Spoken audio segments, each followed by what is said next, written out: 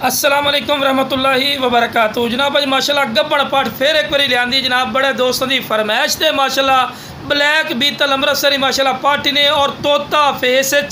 और खूबसूरत face beauty ने और कन्ना के लापर भी चेक कर सकते चंगे लंबे कन और बिल्कुल बरीक पशम जनाब 4 दंद 6 दंद हो रही है बल्कि हो गई है। ठीक है बिरा और जनाब ताज़ा क्रास भी हुई है ग्रंटेड क्रास है बिरा। ठीक है जनाब हवाना चड्डा भी खा रहे हैं सार भी खा रहे हैं कि फुल डिटेल हो और चंगे हाइट कादारी ने माशाल्लाह और पट की बिरा वेल भी चेक कर सकते हैं चंगी लंबी वेल और दो वेखो बिल्कुल तीर वाली कर सीधी और बिल्कुल बराबर का थला और खूबसूरत और जितना भी बिरा बंदा तरीफा करे ना फायदा कोई नहीं चीज़ थोड़ी अखा के सामने ही ने और डिमांड ही बिल्कुल जायज़ और मकूल हो सी। हालांकि ये नाल दी बिरा पट तुसी मदरसा मंडी साहिवाल मंडी या किसी होर मंडी पहुँच रहे हो कम अज़ कम तो